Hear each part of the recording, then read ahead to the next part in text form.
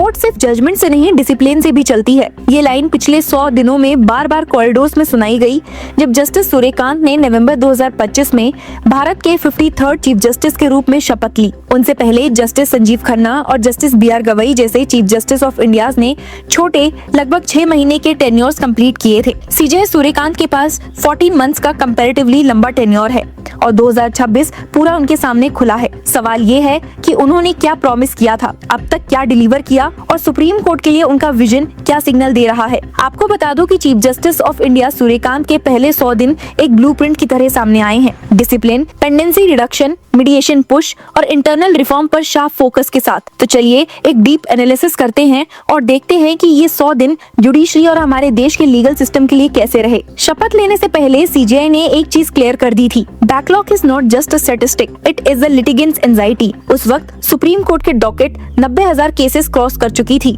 और 2025 में ही लगभग 10,000 का स्पाइक देखा गया था। 3 मार्च 2026 को नेशनल जुडिशियल डाटा ग्रिड के फिगर्स के मुताबिक पेंडेंसी 92,315 केसेस पर खड़ी थी। ये ड्रॉप छोटी लग सकती है, लेकिन एक सिग्नल जरूर देता है कि कोर्ट के अंदर कुछ स्ट्रक्चरल अटेम्प्ट शुरू हो चुका है। CJ सूर्यकांत ने 2 एरियाज को तुरंत टारगेट किया, कॉन्स्टिट्यूशन बेंचेस एंड मीडिएशन। उनका मानना था कि जब तक critical questions of law clear नहीं होंगे, लोअर कोर्ट्स में कंफ्यूजन और डिले बना रहेगा। अभी सुप्रीम कोर्ट के सामने 29 कॉन्स्टिट्यूशन बेंच मैटर्स पेंडिंग है। पहले इंडिकेशन ये था कि जनवरी 2024 में 9 जज बेंचेस को लिस्ट किया जाएगा, लेकिन अब तक 2 मैटर्स मार्च और अप्रैल के लिए लिस्टेड हुए हैं, डेफिनेशन ऑफ इंडस्ट्री केस और साबरीमाला रिव्यू। 7 जज और 5 जज मैटर्स पर भी अभी क्लैरिटी का इंतजार है। CJI ने कहा था 7 and 9 जज मैटर्स विल रिसीव प्रायोरिटी, क्योंकि ये वो केसेस हैं जो डेकेड से लीगल अनसर्टेनिटी क्रिएट कर रहे हैं। लीगल कम्युनिटी में ये परसेप्शन बना है कि अगर इन कॉन्स्टिट्यूशनल नॉट्स को खोला गया तो नीचे की जुडिशरी में पेंडेंसी पर इनडायरेक्ट पॉजिटिव इम्पैक्ट होगा। साथ ही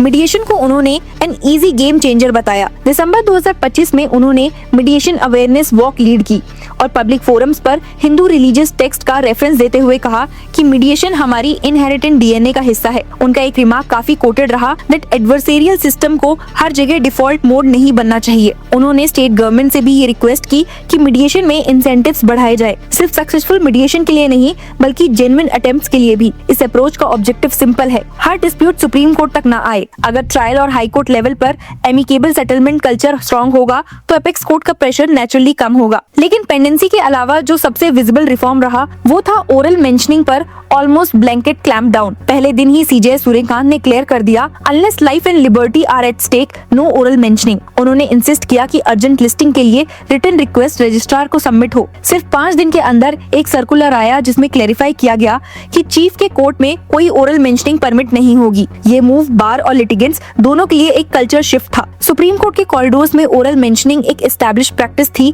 जहां लॉयर्स कोर्ट के सामने तुरंत अर्जेंट लिस्टिंग की रिक्वेस्ट रख देते थे। CJ सूर्यकांत ने इसको डिसिप्लिन और ट्रांसपेरेंसी के प्रिज्म से देखा। इस डिसीजन पर मिक्स्ड रिएक्शंस भी आए। कुछ लॉयर्स ने कहा कि जेन्युइन अर्जेंसी को इमीडिएट हियरिंग की जरूरत होती है, तो दूसरी तरफ चीफ जस्टिस का स्टांस था procedure can not be person specific, it has to be system centric. लेकिन एलिफेंट इन द रूम ये था कि बाकी बेंचेस में ओरल मेंशनिंग अब भी एक्सेप्ट हो रही थी। ये एडमिनिस्ट्रेटिव फोरसाइट का एग्जांपल माना जा रहा है। फिर भी सुप्रीम कोर्ट खुद एक वैकेंसी के साथ फंक्शन कर रहा है, सैंक्शन स्ट्रेंथ 34 के अगेंस्ट। अप्रैल 2026 में जस्टिस राजेश बिंदल रिटायर होने वाले हैं और जून 2026 में justice JK Maheshwari and Pankaj Mittal की रिटायरमेंट ड्यू है। अगर नए अपॉइंटमेंट्स नहीं होते तो स्ट्रेंथ 30 तक गिर सकती है। पिछले CJIs Sanjeev Khanna and BR Gavai ने अपने छोटे टेन्योर के शुरुआती 2 हफ्तों में ही वैकेंसीज फिल कर दी थी। इस कंपैरिजन ने नेचुरली स्पेकुलेशंस को जन्म दिया है। How long will CJ Suryakant wait? Collegium decisions हमेशा ट्रांसपेरेंसी और एग्जीक्यूटिव कोऑर्डिनेशन के बीच एक डेलिकेट बैलेंस रहे हैं। अब तक के सिग्नल्स ये दिखाते हैं कि चीफ कॉशियस अप्रोच ले रहे हैं, measured rather than rushed. Institutional discipline के कंटेक्स्ट में उनका एक और अंडरलाइनिंग थीम रहा है, कोर्टरूम का time rational use. Written submissions और ओरल आर्ग्यूमेंट्स को कैप करने का आइडिया इसी फिलॉसफी का एक्सटेंशन है। Court time is public time. उन्होंने एक इंटरैक्शन में कहा था, ये थॉट लिटिगेंट सेंट्रिक अप्रोच को रीइंफोर्स करता है। हर मिनट जो एक केस में अननेसेसरली स्पेंड होता है वो दूसरे लिटिगेंट के डिले का रीजन बनता है। लेकिन बार के कुछ सेक्शंस का कहना है कि कॉम्प्लेक्स कॉन्स्टिट्यूशनल मैटर्स में आर्ग्यूमेंट लेंथ आर्टिफिशियली रिस्ट्रिक्ट करना जस्टिस डिलीवरी को कॉम्प्रोमाइज कर सकता है। ये डिबेट अभी इवॉल्व हो रही है। मीडिएशन पुश को अगर डीपर कंटेक्स्ट में देखें तो ये सिर्फ बैकलॉग रिडक्शन का टूल नहीं है, बल्कि जस्टिस फिलॉसफी का रिफ्लेक्शन है। चीफ जस्टिस ने बार बार एम्फसाइज किया कि एडवर्सेरियल मॉडल हर डिस्प्यूट के लिए सुटेबल नहीं होता। Resolution should be human, not merely legal. उनका एक लाइन काफी कोटेड हुआ। इस अप्रोच का प्रैक्टिकल इम्पैक्ट तब विजिबल होगा जब स्टेट गवर्नमेंट्स इंसेंटिव्स एनहांस करेंगी और मीडिएशन सेंटर्स को स्ट्रेंथन करेगी। अगर मीडिएशन इकोसिस्टम रोबस्ट होता है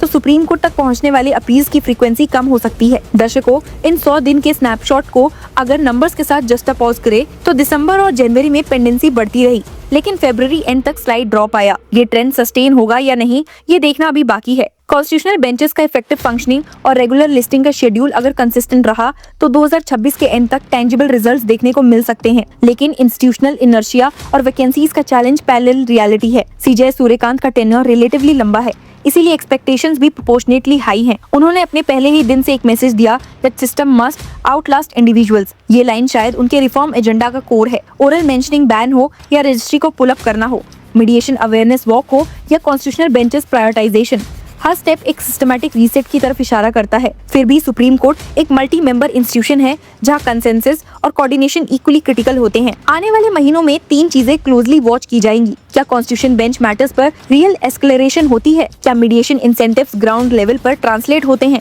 और क्या कॉलेजियम वैकेंसीज टाइमली फिल होती हैं? अगर ये 3 फ्रंट्स पर प्रोग्रेस दिखती है तो 100 दिन का ये डिसिप्लिन स्टार्ट एक सस्टेनेबल लीगल जुडिशियल लेगेसी की तरफ कन्वर्ट हो सकता है। अगर नहीं तो रिफॉर्म सिंबॉलिक रह सकते हैं। फिलहाल एक चीज क्लियर है, सीजे सूर्यकांत ने अपने पहले 100 दिनों में नैरेटिव सेट कर दिया है।